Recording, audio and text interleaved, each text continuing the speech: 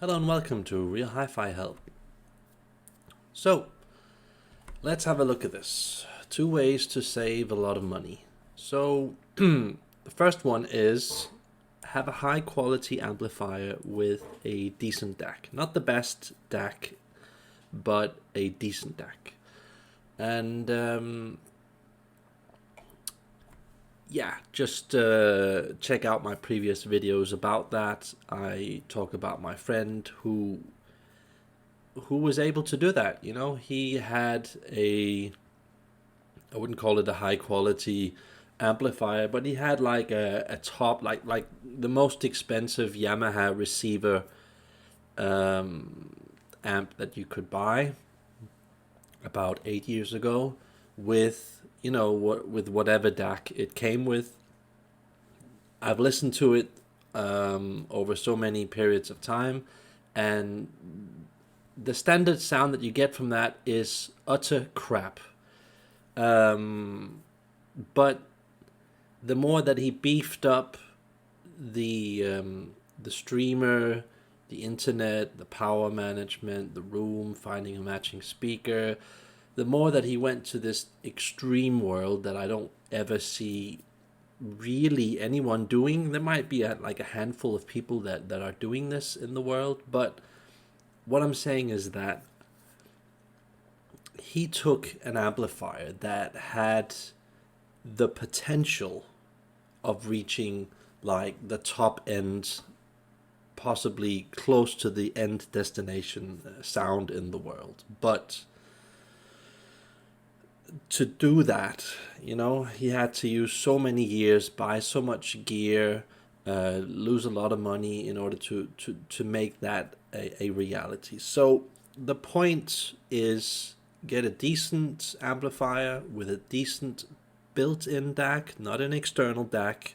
You might have a DAC that's 2, 3, 5, 10 times better, but the fact that it's external and that it's most likely another brand, and you have to use a cable to negotiate that signal, makes it a race of money, basically determining how good it will be generally. So good examples of this is like, for example, a Yamaha stereo amp. Maybe if they have one with a built-in DAC, I don't know, like my friend did with Yamaha receiver amplifier. I don't even know if they make those anymore. And we're talking about stuff that's probably 8,000 to 10,000 US dollars for stuff like that, or something like I've shown you guys here, YBA amplifier. Very decent amplifier with a very decent DAC. I would say that actually has a lot more potential than my friend's Yamaha receiver, and it's cheaper. And the more expensive Macintosh MA 8000 or 9000 amp, yeah, I haven't heard it for myself, but I'm pretty sure that MA 8000 and 9000 amplifier that has a built-in DAC is a lot better than this and can reach higher levels, so you don't have to have as good a power management, internet, streamer, room, speaker, whatever. I'm pretty sure, I'm a pretty good judge of equipment. I might be wrong, so but I'm pretty sure that that could happen. There's the Audio Note Cobra amp. I haven't heard it myself, but I've heard it from friends telling me that this is like very good value, especially when you're mixing brands, and the fact that the DAC is built into the amplifier, which I think is the only Audio Note amp that they've done that with. So that's supposed to be really good for the price. There are also other examples on the market. There might be a future, I don't know, Mark Levinson Past Labs thing that has a built-in DAC. You never know.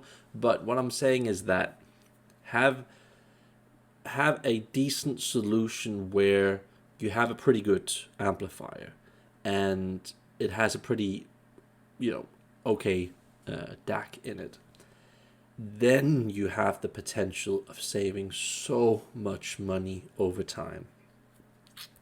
And you don't necessarily have to do what my friend did, But what I'm saying is that if I had to rate the amp and the DAC themselves, it would be around here for the amp. That's being generous, okay? That's being very generous. And it's about here for the DAC. That's again being a bit generous. But because what he's done, the conditions that he's been able to create, it's more of a thing that's probably in this area here and this area here, where 100 is, the maximum potential. That's just my guess estimate or whatever you call it. So just want to share that with you guys because I see a lot of people, they're trying a lot of streamers, they're trying a lot of DACs, they're trying a lot of, subpar amps. They're not really, going that step or two further with the amp and then going a couple of classes down in DAC because they think that you have to have a really good DAC. And generally, yeah, if you have a lot of money, then of course a really good amplifier with an extremely good DAC makes a huge difference. And then you can of course also use a lot of money on the speaker that also will again make a huge amount of difference. So this is one way for you to save a hell of a lot of money by just committing yourself to a plan where, for example, you're getting an Audio Cobra, it has a DAC inside. That's, by the way, a DAC that's a hell of a lot better than the one that my Yamaha friend has, and I know that the amp is a lot better than the Yamaha receivers. So you could possibly just make this half as good, get the same sound by just going over to this, theoretically. So yeah, you can also save a bit of money, and go for the cheaper YBA IA 35, what's it called, 350 amp. I've borrowed this at home. I've heard it several places. This is a very good all-round solution. A bit on the light side. Very different personality compared to the rest on the list here. A bit on the light side. So if you're more into that kind of modern, plingy, black level sound, you might want to go for the Macintosh one, or like whatever. Just wanted to share that with you guys. And something very important is that I see so many people getting so many streamers, so many DACs over the years, and end up using what's basically 2, 3, 4 times more than the Audionaut CD 2.1, 3.1, 4.1, and so on. And I just feel that it's just, I just feel it's a bit stupid, because all of the times that I've heard these smaller streamers talking about Blue Sound, Aurelik, Aurenda, name, basically all that I've heard. You get different sounds, different priorities, and usually you get a sound that's more,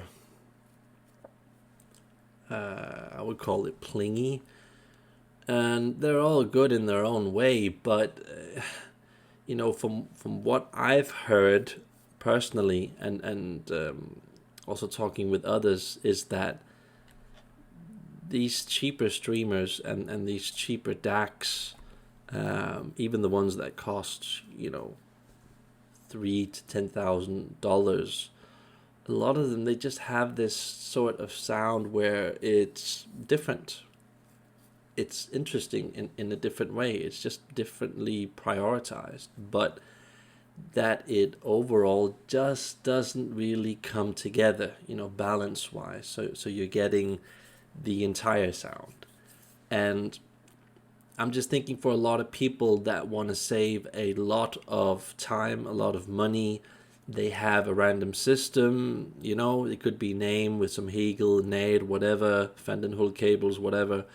If you want something that's at a very high level, where you can with safety say that it's going to be very hard to beat this, and you don't want to really experiment with all of these different CD players and streamers and DACs and stuff like that. My advice is just, get like a used Audionote CD 2.1, 3.1, 4.1. I haven't heard the newer ones, but I know from others that they are a lot better. You can also get the newer ones, of course, which cost a lot more. But I mean, for me, it's just so obvious. Now I'm pretty unfortunate because I live in Denmark, but I could tell you this: you guys that live in the States and around Canada, the prices that you guys are able to get these things at are about half the price that we have to pay for it in many places in Europe.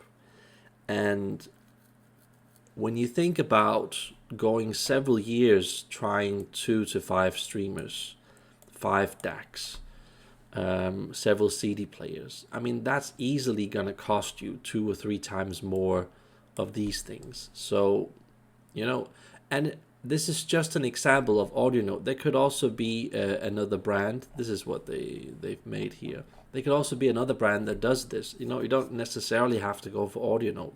But Audionote is the only thing that I know. I've also tested this with some other brands, but I haven't tested enough to generalize to say if it's a good solution. But as far as I can know, I can say the general high quality of sound comes from having these two products together in one box, because you're eliminating a lot of liabilities, a lot of variables that often work against people. So a good solution, just get something like this, perhaps used. And even if you could be living like in the States, and you could be getting something like this, which is basically the best sound that you can get on the market. You can get a thing like that for like $4,000 used in the States. I've seen that a couple of times, and if I had to beat that with the current product, where I buy a separate DAC and a CD player, I would usually have to pay for something new, even in the States, that's probably around, I would say, $30,000 plus, for that type of sound, And I might be lucky to find like a single thing or 2 or 3 things if I used many years on trying to find that, But yeah, that's just my advice. You can take it or leave it. It's just to kind of let you guys know that there are a lot of people that are fighting over these smaller products at the bottom, and they just sound different. They have a newer, fresher, different perspective on sound, and generally I would say that they just don't come together, simply because it's a different brand source signal, it's a different brand DAC signal, and even these streamers with a built-in DAC, they've not reached a level where it's anywhere close where it should be. Streamers are still in the baby infant stage where it feels like it's about 1982, and the CD player has just been released, and it takes about 25 years for it to sound proper. That's kind of where the streaming market is right now. That's at least how it feels for me. So yeah, just my consideration. If you don't like this message, just ignore it and do whatever that you originally thought about doing. So you don't have to take this advice. And but I feel that we're gonna be using about 30 years time before we can have a streamer and a DAC in a box where it sounds top class and it's relatively cheap.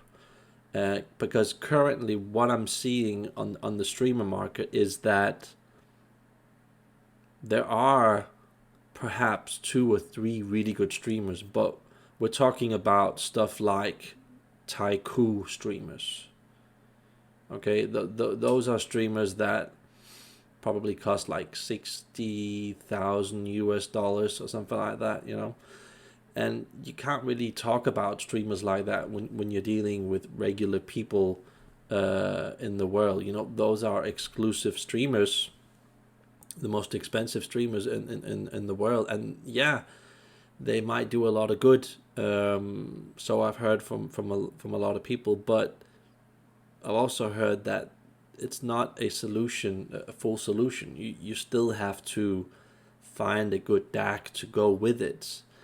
And it's just, as soon as you open that solution up, that streamer solution, when you think about streamers, you're kind of opening up Pandora's box, because for it to sound okay, you have to numb the sound. You have to mute it in a way. You have to create a certain type of general okay-ish type of sound. If you start to try and go deep into it, you'll open up the sound for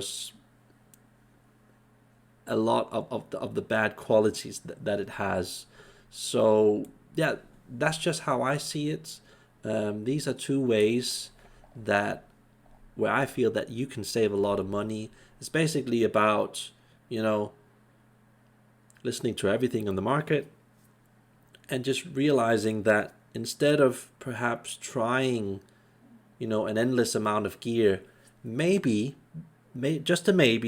you want to just from the start integrate what is a good product, a good amp, a good DAC, have it integrated, or a good CD player and a good DAC integrated. That could possibly save you a lot of money. So that's the message of this video. I hope you guys liked it. Like and subscribe. Bye.